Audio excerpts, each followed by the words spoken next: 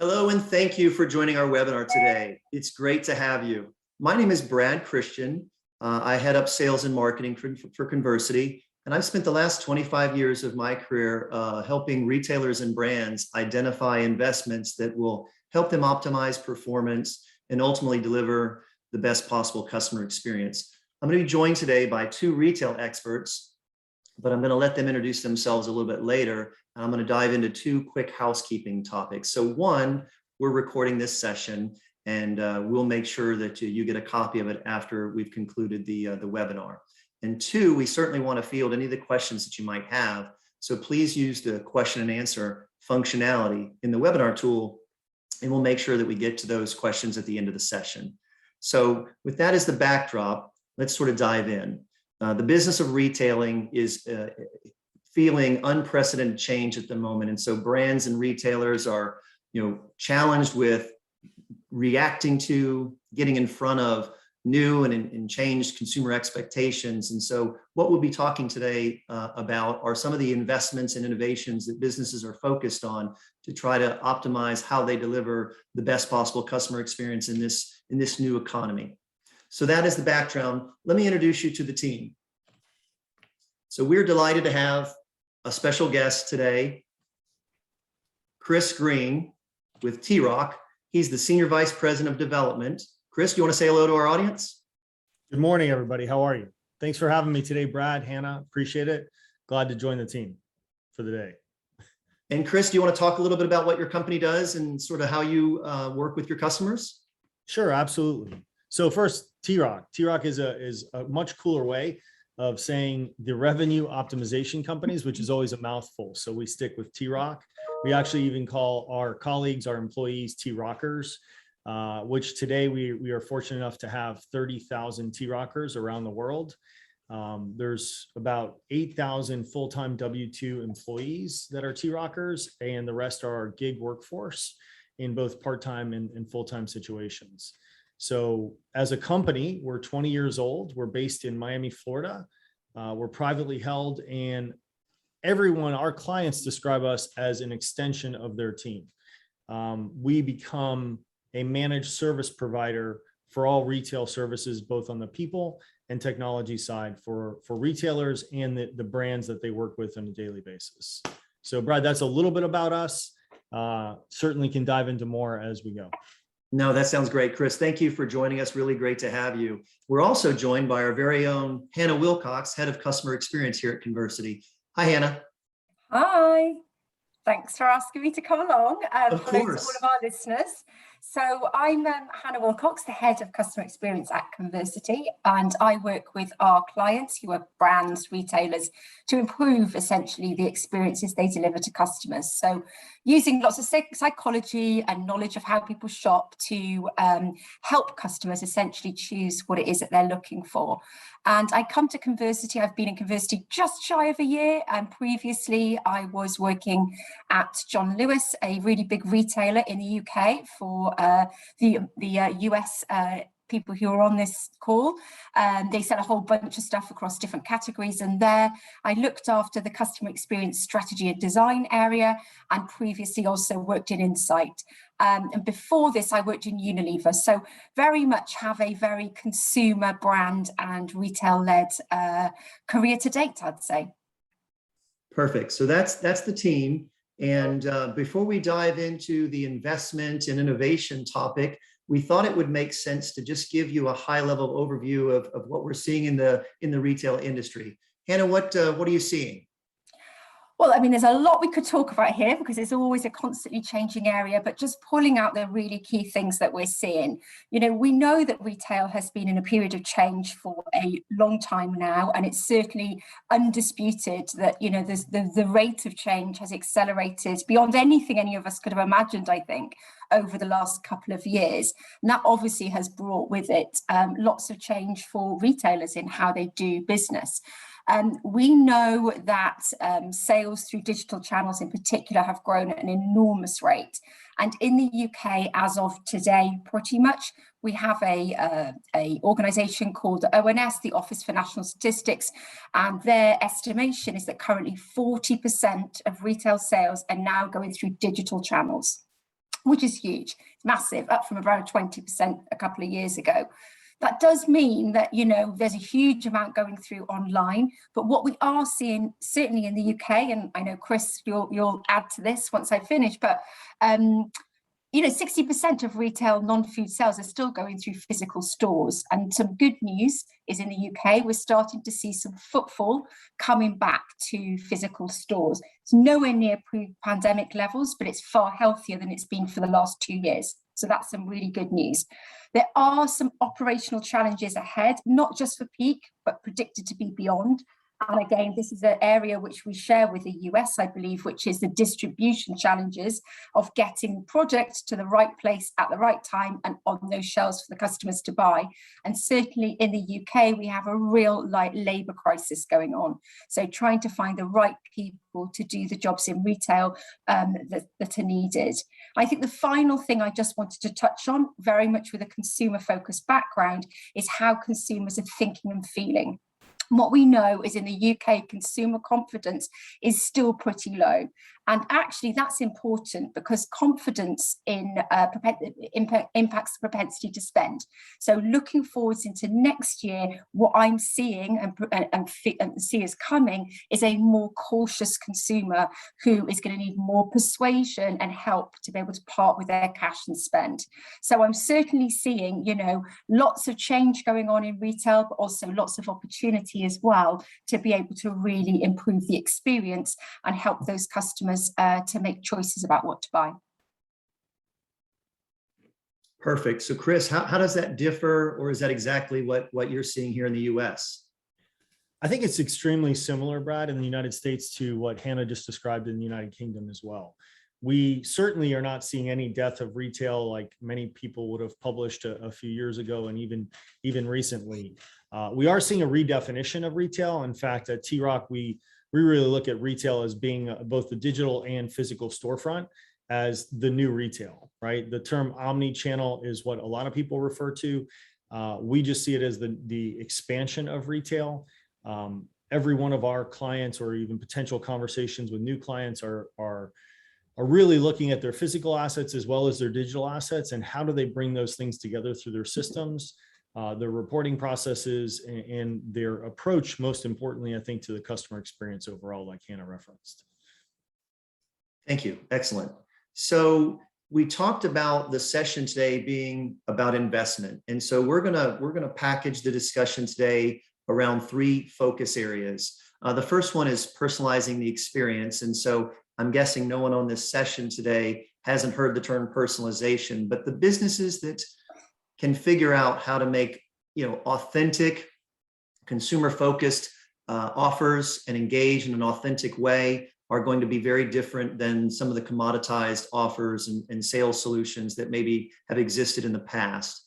Number 2 is developing seamless integration. And truthfully, that's a broad way to think about retail. We're going to confine our discussion really around the integration of digital, kind of to Chris's point, digital and physical environments, and how businesses should be looking at and thinking about that. And then the last one is investing in your people. And, it's probably true wherever you go and whatever sport you look at, but it's always been the team with the best players wins. And that's not always true, but it's mostly true. And I think that's going to apply to retail. Hannah's going to talk a little bit later about some of the pressures on staffing that I think are kind of interesting and new based on what has happened with the pandemic. And so the companies that really get good at staff attraction, retention, and get creative around how they treat their people and enable their people are in fact going to be winners in this new economy. So those are the 3 areas that we're going to speak to today as we get into things.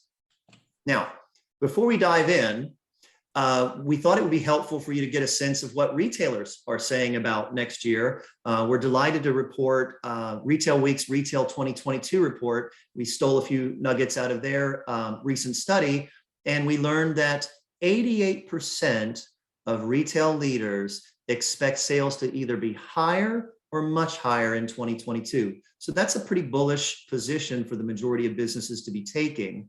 68% of those same people suggest that profits are actually going to be higher in 2022 which is, again, another wonderful statement. Not the same 88%, but obviously a good majority are feeling optimistic. And equally encouraging is that 71% of those organizations, those individuals, are suggesting and committing to investing in their people, whether that be resources and technology to enable their people to serve the customer better. So that's a nice sort of backdrop in terms of what the retailers are thinking and how they're feeling about next year. But it begs the question, right? How does the consumer feel about next year? So what do they expect? Chris, do you have a point of view on that? Absolutely. I think you touched on it in one of the slides prior, Brad, where people expect a very personal experience. And every one of us is different in what we believe that personal experience should be, which puts a lot of demands on the companies and the retailers to serve people's needs in that way. We're seeing, people really want to educate themselves through their own personal network of friends, acquaintances. They want to be able to go online and research different products or services that they're interested in. They want to be able to go to a physical location and experience it. They are even changing the way they want to be able to pick up products, right? It's no longer I go to a store or a location and just get a product, or I order something off of a website.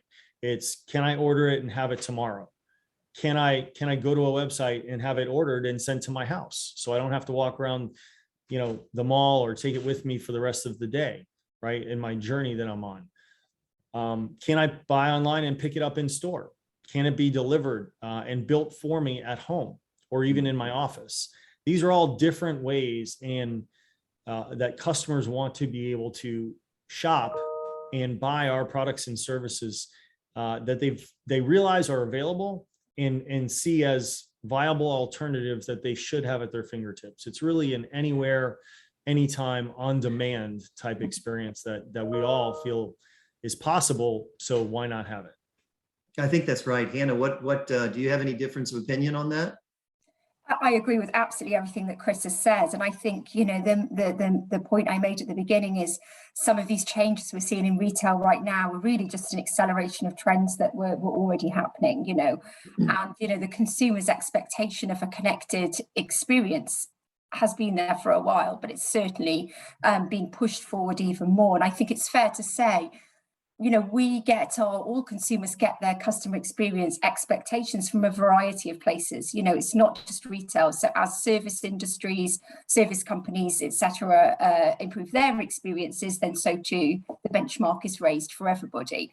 So I think certainly on the connected experience front, it's far more around every single interaction that you have with a customer, not just the channel through which they choose to connect and transact. I would say there's definitely been a move forward over the last couple of years around the expectations of each interaction to be frictionless, easy, designed in the way that's intuitive for the customer to use. Certainly when we went into the pandemic, customers were far more forgiving of glitches in the experience. Actually, that's now being eroded. They're less forgiving now. One area which I think is probably worth just pointing out is around customers increasingly want options of how to connect. And so that's actually getting into the customer's world. And rather than saying, hey, you need to get some information from me, you need to follow our channels and email this way, actually the expectation is now that brands and retailers will be where the customers are. So you know what, if I'm on Instagram and I want to get an answer, that's where I'm going to put my question out. And so what I've seen with some recent surveys in the UK is the average number of ways in which customers now expect to connect has gone from 3, so the classic channels, to over 6, in the last couple of years. And I think that also goes forward into, if you want to speak to a person, it doesn't have to be about walking into a store. There's other ways now in which that can be facilitated. And I just think personalisation, we all know it needs to be done. It's not being done well enough across the board, in my view, at the moment. But I think the last point just to dwell on is this area of physical experiences. We are all humans. There's an innate need for connection, for getting involved, for touching and feeling product. And that isn't going to go away anytime soon, as Chris said earlier, even with the growth of digital channels. But to get people to go back into stores, there's got to be something more than just going, looking at a product on a shelf, buying it and walking away. So, that means really thinking about what that experience is going to deliver. And actually, previously, when I was in John Lewis, this was already a big topic of conversation. One of the big areas we were trialing was actually, rather than selling Le Creuset pots, we're actually selling a cooking experience. And so people were coming in and having like cooking demonstrations, being shown how to use stuff, having makers workshops, inspirational events. So it's a much different way of selling your product and more about building your brand as performing a slightly different role in the consumers' lives. Totally agree. And, it's interesting. Similar point of view as what you've both shared. I think that consumers are increasingly they're going to expect to do business with brands and retailers in the channels where they're most comfortable. And some of us are going to want an in-store experience. We're going to want to talk to somebody. We're going to want to touch it, see it. And I think retailers need to be really focused on not taking that in-store visit for granted. Yeah. So the idea of making sure that you have a very different experience when you come in, and it's more than just a purchase. But at the same time, there are going to be people that want the convenience, and that's all that matters. It's got to be quick. It's got to be simple. What is the fastest, easiest way for me to procure this product? And to your point, Hannah, if it just literally, or I think Chris, you said it, buy online, pick up on store, just, hey, ship it to my house. But it's two very different experiences that we're talking about, or two different drivers, and brands have to optimize both channels in that regard. And I think the other thing that's interesting on this is some of the very traditional in-person experiences are going to require a digital solution. During the pandemic, one of the things that I thought was really interesting was the concept of teledoc. The fact that you could zoom into a medical practitioner and be diagnosed and medicine prescribed to you through that session. What's stopping us from buying a car that way? What about jewelry? What about clothing? So I think businesses that start to really think about what is my customer experience and how do I support them in a way that's really authentic and engaging, and as you said, it personalized, I think that's going to be a real step towards differentiation for companies. And so how people think about the stores is affecting how retailers are using the stores. And so nothing that we say here is going to be a shock to anybody listening, but the store as the fulfillment center is very real, as a customer convenience mechanism, the fact that it can be used as a showrooming methodology. And then we've obviously talked about, experiential. Hannah, what do you think about this? Yeah, I mean, totally true. There's never going to be one single role for the store there ever was, and I certainly don't think there will be going forwards. There's always going to be several roles, and I think, yeah, definitely the fulfillment center. There's far more demand now from consumers around visibility of stock. Where is it? How can I get it? Do I need it now? If I need it now, how can I get it fulfilled? So obviously that changes the store and how they operate to be able to deliver that. Convenience, totally true. Some people, like you said, Brad, just want to get in, get the product and go. Others don't. And it does actually depend a lot on the product that the customer's buying too. I think the whole area of personalized advice, whether that be through digital tools or whether that be through of an individual, it's not going to go away. There's always going to be people that need that extra help in another way. So, the showrooming experiential center, that part needs to be thought through as part of that. So, and I think this whole area of stores being an immersive experience, it's not going to work for all retailers, but it's certainly something that needs to be really considered. Yeah, agreed. And Chris, that's, T-Rock does such a brilliant job with its customers and focusing so much on what's happening in the store. What are you hearing from some of your customers in terms of things they're doing interesting or unique to change the way the store is being used? Thanks, Brad, for that question. I think that it's our CEO has been in this business for over 40 years in retail. And I would say he's somewhat of a visionary on the services side of the business for sure. He has shared with us many times, what happens in the past. If you really study it, you can understand a lot more about the future, right? And one of the things we've all seen return is the marketplace, right? In the ancient times, there was marketplaces that everybody shopped at. Today, we've seen that happen online. We're seeing it happen again in the physical world. The revitalization of that has led us to really put pressure on not only the purchasing process for consumers, but also the service process for consumers, and tying those experiences together, like Hanna said, to really lead to a consistent brand image and brand reputation, brand story. So we're seeing the integration and utilization of technologies that enable one consistent experience across all platforms come to the forefront now, right?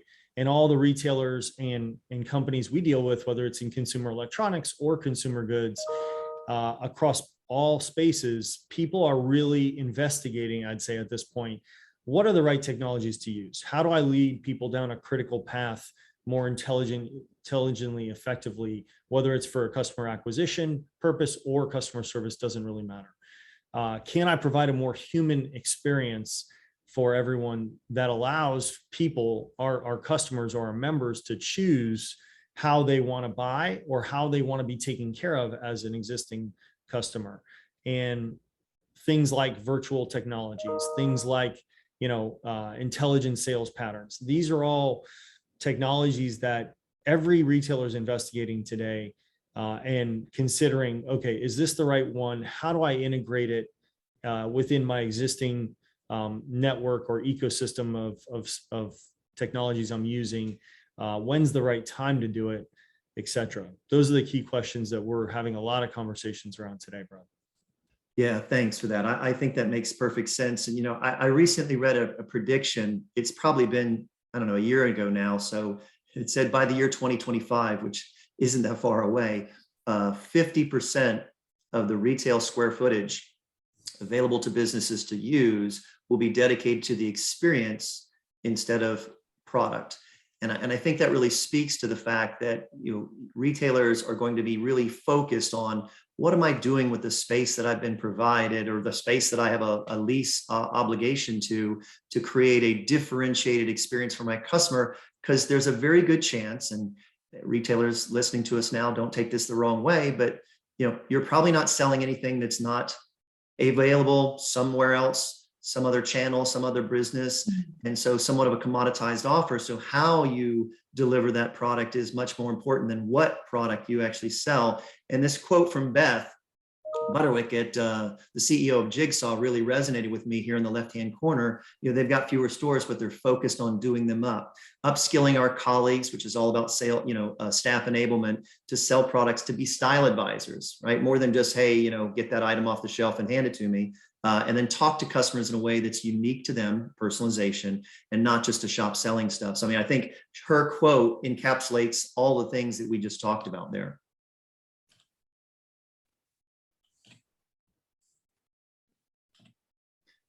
So we go from the store and what's happening differently in the store to, and how is the store being integrated with other channels of distribution? And so the integration of the physical and the digital. Hanna, what's your point of view on this? Well, I would certainly say, in my view, retailers who are leading the way on this are ones who are really customer centric. They know where their customers are, who their customers are, how they're interacting, what their unmet needs are, or their pain points are, right the way across that journey. And what that means is, to Chris's point, you can then take the technology and adapt it and repurpose it in areas of the journey where it can usefully help, rather than technology or data for data and technology's sake. And it can be really helpful in terms of improving those customer experiences. So I'd say buy online, pick up in store, brilliant, absolutely brilliant. Lots of retailers are probably kicking themselves that they didn't do this sooner. Really taps into that customer need for convenience, for easy solutions, for certainty, to be honest, that I can get that product when it is that I want to get it. Virtual sales experience, again, this totally taps into that need for wanting something more, some sort of personal advice, whether that's given through an individual or a bot or something else that's on a website. I think there's lots of different opportunities of how to do that. But again, it taps into that customer need for wanting that personalized attention and advice. And again, with QR code retailing, I know from my time in John Lewis, which a network of massive department stores with hundreds of thousands of products in, there was nothing more frustrating from a customer perspective to have seen, interacted and tried something in a store and then not be able to actually identify and find it online later. So QR codes are a brilliant way about being able to connect those different parts of the experience. Yeah, so I'd say definitely thinking about where this technology can most usefully be put into the journey and deployed is definitely worth doing.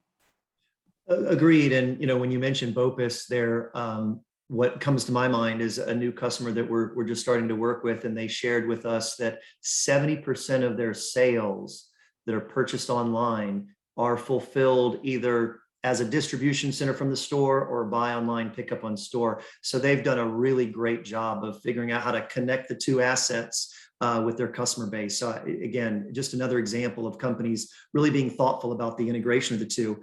Now, Hannah, you've got some examples of businesses that are really getting it right that I'd love you to share with our audience.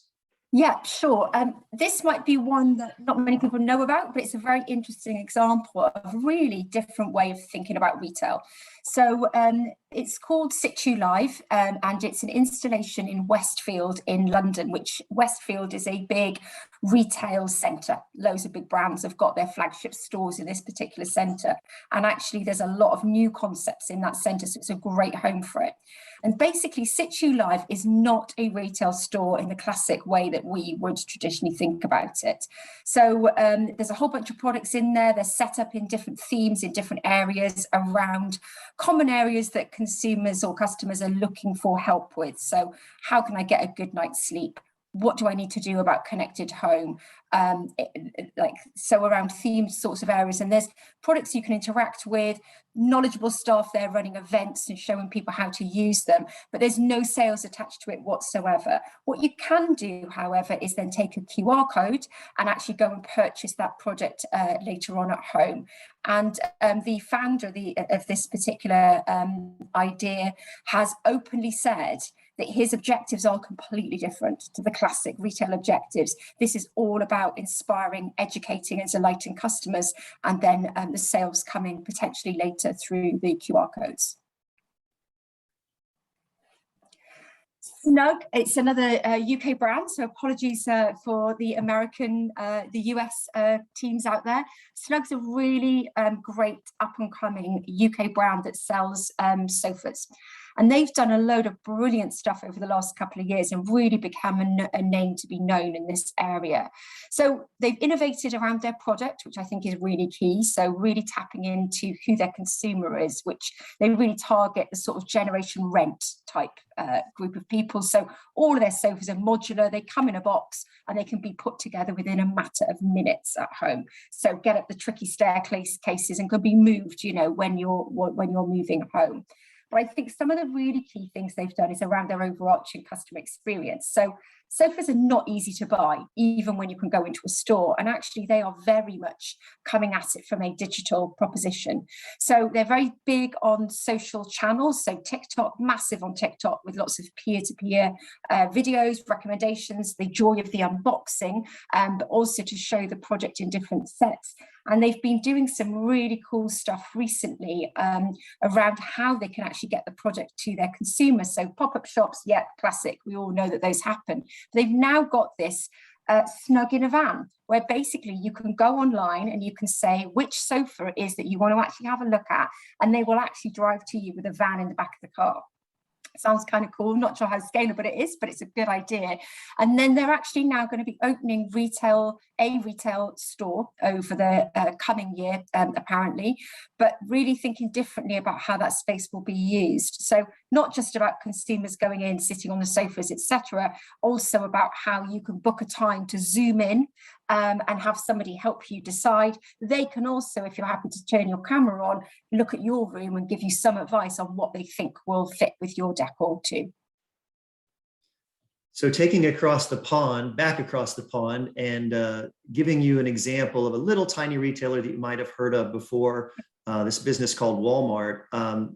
Really interesting. They're so good at economies, supply chain. They, back in June, purchased 740,000, let me say that number again, 740,000 Samsung smartphones to give to their team members so those employees could be better connected to the store. They could better request time off, look at their schedule, and I believe even have some support tools that allows them to provide better customer service. So you have to imagine that was a really big purchase order for them. But I think it speaks to how Walmart is getting, and other retailers are getting, that enabling staff through technology like that, that sometimes it's so important to them that it's worth investing in the actual hardware to make it a reality.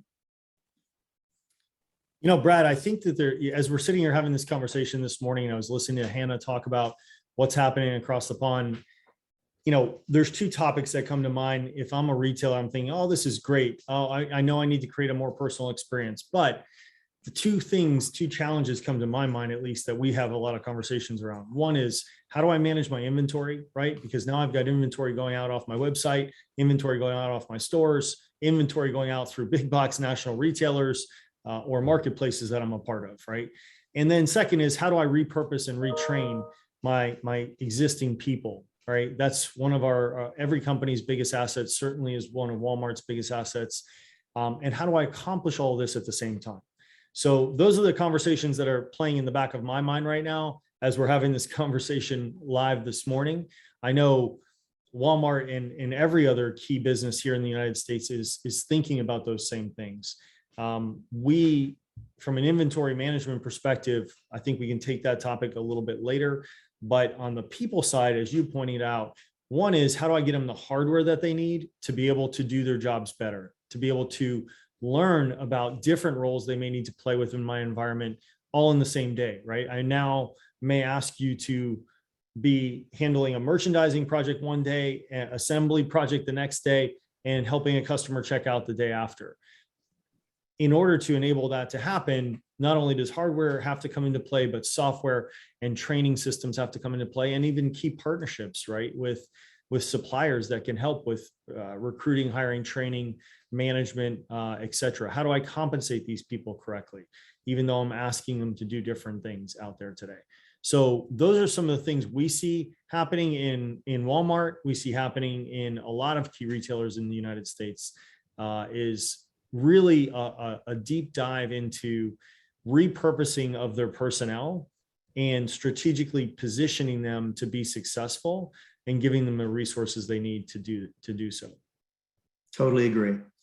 Another example of the intersection of physical and digital here is an example of a Converse store in New York City, where you can see again, we talked about the 50-50 ratio, not a lot of inventory going on here, but the sparsity of the merchandising enables the technology to be front and center. And so, you're looking at some of these shoes and you have the ability to interact with the tech, whether that's to go online and order them or to learn more about the products or just to get better connected with the brand, is an example of what's taking place here in this particular retail store. And I think my favorite story here lately is what's going on with Toys R Us. This is a picture of a new Toys R Us store going in at the American Dream Mall in New Jersey. And the reason that we wanted to include this is that obviously it's a great looking store, full stop, but this store boasts a 2-story slide. And you may think, well, what's a 2-story slide got to do with my business right now? Well, possibly nothing. But the question you might want to ask yourself is, what is my 2-story slide? What am I doing to create a unique experience that's on brand for us, that my customers will care about, remember, and possibly drives them back to the store to have that experience again? And we just thought that this was a really good example of that. So we talked a little bit about people and sort of what's going on there. Hanna, I know you've done a lot of research on this topic, and I'm kind of fascinated with some of the things you've learned. Can you share with our audience? Yeah, sure. Well, we've got a real challenge in the UK at the moment in terms of finding the right people within the retail area particularly. And in fact, there's really, really big shortages in the UK across hospitality, distribution, HGV drivers, retail staff, employees. Basically, the labour demand just cannot meet this, doesn't tie up with the supply that we've got right now. And there's a couple of key things that are really driving that. I mean, it's probably a no-brainer that Brexit and then the travel restrictions currently are having an impact, because a lot of EU nationals used to be employed in retail. But I think probably the bigger thing that's quite concerning is that since the pandemic, there are far fewer people who want to work in retail. It's not necessarily seen as desirable as a desirable career. Sometimes it can be considered to be low pay, lack flexibility, be uncertain in terms of whether your role is going to continue. And a lot of retail staff are feeling really burnt out. On top of that, what we've then got is that in the hospitality sector, where a lot of the skills and experience would also be considered very similar, they're also one of the biggest recruiters right now. So basically, you've got less people wanting to work in retail, and then actually fighting against that, another key industry that's a big recruiter right now. So I think one place we could jump to is around pay and conditions. Yeah, sure, there's stuff that needs to be done around those areas. But interestingly, it's actually only the fourth key driver of why somebody is engaged with their role or not. So actually, it's more about making an employee feel valued and making them feel invested in and ensuring they feel capable of doing the job that they're being asked to do.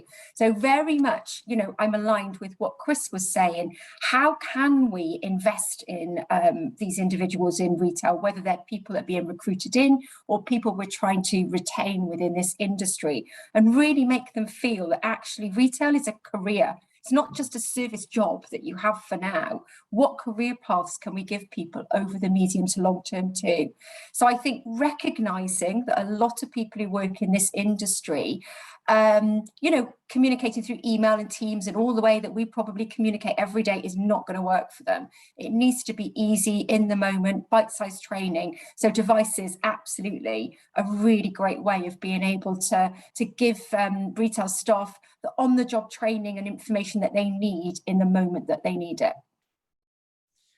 I agree, Hannah. To me, and I'm guilty of this, I think many of us probably are, you can take many different viewpoints on why the great resignation is happening, right? Or people aren't coming to work. And, certainly there's pessimistic views. Oh, people just don't want to work. I don't think that's true. I think we've really come to a place where we need to challenge ourselves as retailers, as employers, and say, how do we create an opportunity, an environment where they do want to work, where they're happy to do their job? Because a lot of people we believe everyone comes to work to be successful. No one comes to work wanting to be unsuccessful, right? So today they're saying, wait, I don't want to do the job in the manner it used to be done, the manner that we're all traditionally ready to, see. So can we create virtual opportunities for them to come to work? Can we give people a way to come to work under their terms and conditions that works for their lifestyle? Those are challenges that we as employers all face today. And I think that can we train those folks to be able to do their job successfully? Can we empower them to have the tools and resources that they need to be able to do their jobs anywhere, anytime, on demand, right? And provide that great experience and be successful like they want to. So we think those are some of the conversations, just like you're saying. I just wanted to reiterate that because it's something we're certainly passionate about. Finding a way at the end of the day is really what it's all about, because without great people, there's no great brands, right? You have to have great people to support that. Yeah. So we talked about personalizing the experience, developing seamless integration, and investing in people. Hannah, as you think about those particular areas, is there an area that you think is more important than another, or is there anything else you'd want to add for our audience in terms of their takeaways? I mean, I think they're all really important to get right. The customer expectations, as I said, are high and they're growing, and customers are far less forgiving, as I said, of experiences that just don't meet those expectations that they have as of today. I think the seamless integration is something I feel very passionate about. Your experience needs to make sense wherever it is that customer interacts with you, right from the moment they think about your brand, your retail, your area, right the way through to the after sales experience as well. And it needs to be linked together. Now, I know from my time at John Lewis, that's no mean feat, and that an ecosystem needs to be built in the background to enable that. And everybody needs to be aligned around that. I think really I feel passionately about investing in people.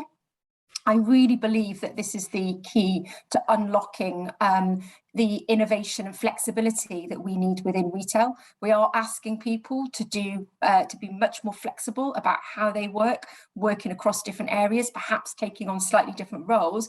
What are we going to do to ensure people feel capable and able and confident to be able to perform those different roles? And personalization, I could go on about it for a whole webinar, and I probably will at some point, but it really is something that customers are expecting. You know, they want to feel that a brand or retailer really understands their individual needs, you know, and empathizes with those and helps them solve whatever it is mission that they're on. Yeah, I agree with you, Hannah. And for me, invest in people is the one that sort of resonates with me. And yes, it is about people, but I think it's about enabling the people. You know, Chris, you said it really eloquently about engaging people, creating an experience and a way for them to do their thing. And nobody shows up to work wanting to be inexperienced, unknowledgeable, unhelpful. And so the idea of these brands, retailers investing in technology for training or sales enablement, to have everything at their fingertips or over on a screen, giving the technology the ability to make that, to optimize that person in the store even further. I think that's what really resonates with me. What are your thoughts, Chris? Couldn't agree more, Brad. You know, I think showing up to a new job, we know in retail, hospitality too, the highest percentage of turnover is by far and away in their first 7 to 10 days, right? I kind of liken it to going to a party and not knowing anyone there and having no one walk up to you and talk to you at all, right? It's the same feeling of emptiness, loneliness, and you're like, wait a minute, should I even be here? And yet here we are at a job we're supposed to become successful at and help others, right? Help customers or even colleagues be successful in their experience and enjoy. And yet we're not there enjoying it. So, you know, that customization that we always think of customers on is equally, if not more important for our people, right? A friend of mine runs a very successful accounting firm in our region of the country. And they always say, look, if we serve our people, they'll take care of our customers, right? And I believe that's very, very true in our business as well. In the retail space, that certainly is true today, as much as it's ever been, if not more. That's for sure. The other topic really quick, Brad, I would just comment on here is the seamless integration. All of these things are great. And I think the concepts, most retailers and or brands are fully engaged with personalizing an experience. But in order to do that, bringing together the systems, that infrastructure that supports all of it is, I think, some of the deeper conversations that we're seeing happen today. Especially across inventory management, like I mentioned earlier, right? Can I really control where my products are? Do I know where they are at all times? Do all of my people know where they are on a service side, on a purchase side? Seamlessly integrating that. That's, I think, one of the big movements that's happening behind the scenes today in order to personalize the experience and really enable their people like we've been talking about. Yeah, good point. So we've gone a little longer than I think we planned. So if you do have questions, please send those in through the portal here, and we'll do our best to come back to you post this session with our comments and responses. But if you should want to contact any of us individually on any of the things that we shared here, you found the content interesting and you'd like to dig a little deeper, our contact details, at least our email address, is up here next to our names. But thank you so much for being with us today. We appreciate your interest. We hope you found the content helpful. And again, we'd be delighted to hear from you. So thank you so much.